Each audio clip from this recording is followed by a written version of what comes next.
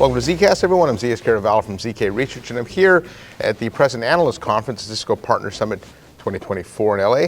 I'm with Bob O'Donnell. Bob, how you been? I'm good, Zias. How are you, man? Yeah, we're back at this event again. Yes, indeed we are. Yeah. And in LA for the first time in a long time. It's funny, there's like no tech events in LA anymore. Yeah, it used to be, but I think it's there's been a long why, time. So it's hard to get in and out of here. Now, this is Cisco's partner event, so Yes. it's a collection of, I think they said about 1,000 of its resellers are here. Yes. I like coming to this event because I've always said if you talk to the people that sell the product, you get a pretty good idea of what's working and not working. Right? No, absolutely. Yeah. And you know, that's clearly the case. And you know, all the messaging they've had in terms of the new programs that they introduced for partners, but also understanding the new products that these customers are looking for. And of course, we saw some of that this morning with the debut of some of these new AI-specific things, because of course, hey, you can't do a conference and not do Gen AI and Gen AI products. And actually, this is an area too where, from a server perspective, Cisco has been a little behind on. Yeah. Right? And but they introduced a new C, I think it's the 885. I believe it is. It's the first line of AI servers, and I know that's something you follow pretty closely. What do you think of those? No, I mean, they look great. I mean, you know, they've got, it's AMD EPYC CPUs and then NVIDIA H100 or H200 GPUs, up to 8 GPUs, you know, in a nice little rack box. So, I mean, that brings them up to kind of the standards where all the other guys are in terms of the, you know, your Dells, HPEs, Lenovo's of the world, Supermicros. So, you know, it gives them something to sell that can be used for a variety of different purposes, whether it's, you know, model training, fine tuning, or inferencing, and obviously, you know, switch them or connect them through switches to get multiple devices together. They have a new high-speed switch, latest custom silicon from Cisco as well. So they've got those physical infrastructure pieces now that they need. And interestingly, the server actually comes with, they offer it with NVIDIA Ethernet cards and NVIDIA DPUs, which they're used, you know, for Bluefields. Yeah, the Bluefield stuff, exactly. So, so yeah, I mean, you know, they are now sort of catching up in terms of what the others are offering. So if you're a Cisco client, or obviously a reseller in the case here, or companies who are partners with Cisco, now you've got more you can bring to your audience. Yeah, what I like too was the validated, the pods, which were pre-configured. In fact, I did a survey on AI with theCUBE, and one of the questions we asked is, what do you want from your vendor partners? And the top request was they wanted validated designs. Yes, absolutely. Because I think putting the things together is difficult. Now, everyone's got validated designs to some degree. What do you think of those? No, I think they're great. And again, what was interesting about these AI pod designs that they have is they've, you know, set them up for certain types of applications. So they've got different models with different configurations of, you know, more GPUs, less GPUs, what have you, for different purposes, which is great. So just, again, trying to make it a little bit easier. And again, partnering with NVIDIA, and not only for the hardware side, but in the case of those pods, they're also running NVIDIA's AI, or Enterprise AI, I always get it wrong, AI Enterprise or Enterprise AI? Enterprise software. Yes, exactly. Anyway, which is NVIDIA's platform for building tools, and then they have their NeMo stuff to run these AI workloads on top of the platform. And this all, of course, builds on CUDA, which is NVIDIA's software base to do all this stuff. So really, the net of it is you've got this complete solution now from Cisco that's got, you know, the hardware, the compute that you need, it's got the networking you need, and it's got the software you need to get people started. And that's a big part of it, because it is hard to get started, exactly as you said. Yeah, one of the interesting things that came up too in the session yesterday was when Neil Anderson from Worldwide Tech said that they just wrote a report actually comparing Ethernet to Infiniband. Yeah. And there was negligible difference. I looked at the report, I think, for training, it was like 0.01%. Right. For inferencing, it was 1%.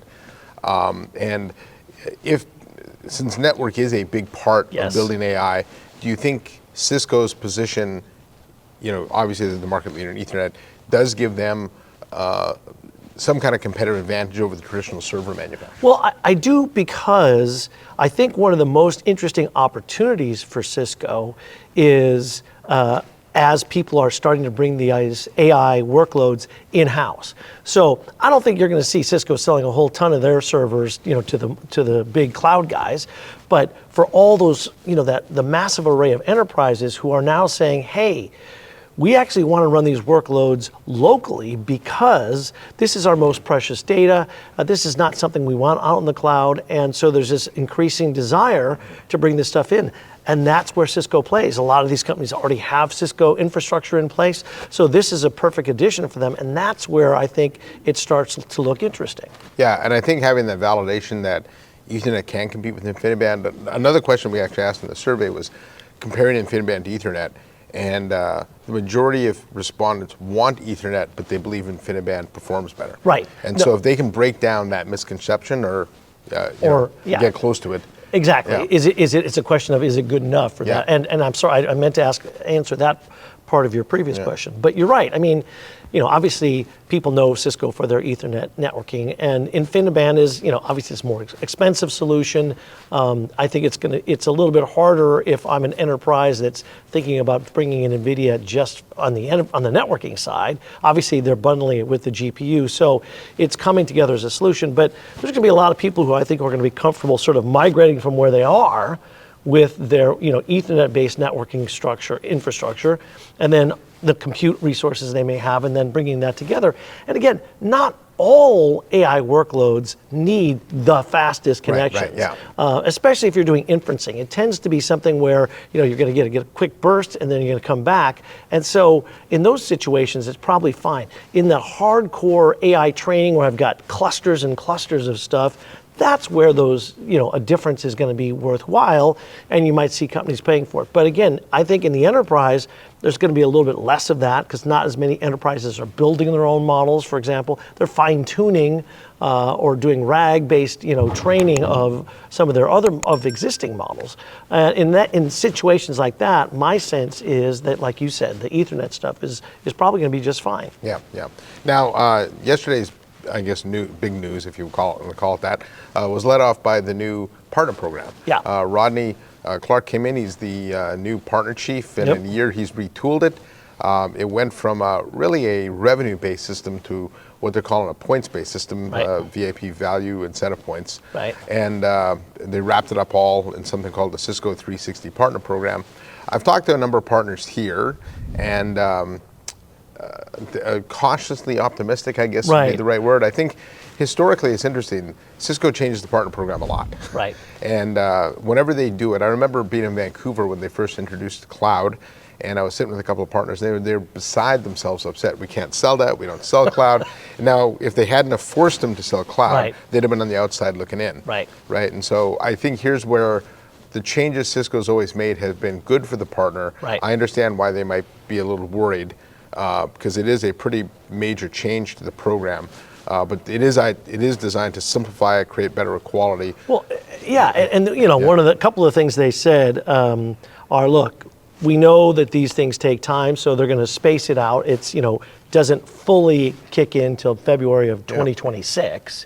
So that gives, obviously they're implementing certain pieces of it along the way. But I do wonder if that's too much time, though. Well, that's a fair question, right? That is a fair question. Like, I think, the concern was, well, we can't react too quickly because then we don't want to upset our partners. And you had made a side comment to me at one point, which I thought was interesting, which was there's an awful lot of metrics in there. And so that's the other question, I think, is, Yeah, well, they went from, I think Rodney said that they had 28 metrics down to 8, or no, 15 or something like that.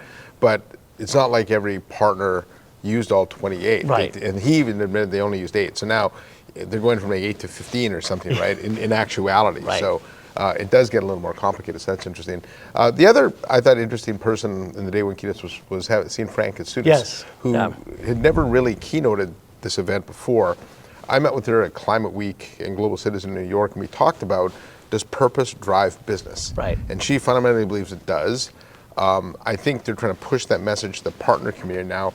But is it your sense the partners are really ready to embark, add a purpose, portion to their business? And if push came to shove, would they actually back off of that if it meant closing a deal? Well, it's a fair question, but I was fortunate enough. I had a one-on-one with Fran yesterday as part of the event, and what she talked about specifically is what she and I talked about, which is this whole notion of education programs for the partners. So to your point earlier, in the sense that Cisco's pushing some of these companies forward and doing things that in the long run will actually benefit them, purpose can be defined a lot of different ways. And her take really was purpose also involves, a sense of taking care of their people, because one of the things she started out with in her keynote was, hey, 90% of tech jobs are going to be impacted by Gen AI. Yeah. So that means you've got to retrain and reskill a lot of people. So there's a certain degree of purpose that you can say within your own organization of, you've got to do this, and oh, by the way, we're going to give you some of these skills. They've had Cisco U and other educational programs for years and years, so they have a long history there. And they made it clear, like, look, we're spending $80 million on these training programs, and we're going to make them available to you. So, my take on it is that kind of purpose is something that all these partners can grab onto. Yeah, it's an interesting transition we're going to see, because when you look at the World Economic Forum data that Fran referenced, that 80 million jobs would go away, but 90 million would be created. Yeah. It reminds me a lot of when I started my career. I was a Unix person in a world of IBM mainframes, and within 5 years, the company had almost no mainframe people and quadrupled the number of Windows Unix people. Right. But none of those mainframe people actually became kind of modern compute. Right. But the company never really took the time to retrain them either, right? So Yeah. I think it's a good point she brought up, and I think it's one the partners really need to pay attention to. They absolutely do, and especially because the changes that Gen AI are bringing are happening so fast. I mean, it's crazy how fast it is. And so I think it's going to be incumbent upon organizations to really, if they're serious about, kind of trying to continue to work with their people, to take advantage of these kinds of programs and move them forward. Yeah, and one of the really interesting questions I have too is, if these Gen AI tools save people time, what do you do with the time? Do you raise people's goals? Yeah. I know I've talked to some people that think that maybe it's a stepping stone to a 4-day work week. Yeah. I ran that by the chief revenue officer, one of the Cisco partners here. He laughed. He goes, Yeah. we're not going to 4-day work. Yeah. We'll just jack up people's goals, right? So, Well, yeah, I mean, because you're right, and Chuck even joked about it on stage. He's like, yeah, if you tell people there's a 20% productivity improvement, then they're like, well, then you're going to cut 20% of your people. Yeah. And of course, or raise the goals 20%. Yeah, right? yeah, exactly. So, I mean, all issues that I think everybody's dealing with. And, look, I don't think there's obviously not one answer. It's going to be different for every organization. And if people can spend less time on the tedious parts of their job and more time on the creative and other interesting parts of their job, then theoretically it's a more rewarding work experience. I think ultimately that's. I think even from a Cisco perspective, Liz Santoni said 1 million TAC cases that have been solved with AI.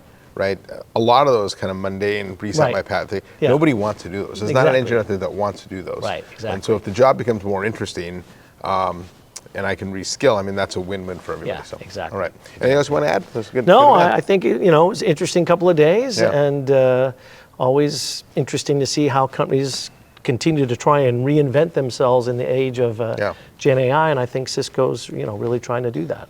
All right, Bob. Well, it's always great having you. Thanks, ZS. Appreciate it. Okay, so on behalf of Bob O'Donnell from TECHnalysis, I'm ZS Caravallo from ZK Research, saying thanks for watching. Hit that subscribe button. I'll see you next time on the next episode of ZKast. Thanks, Bob.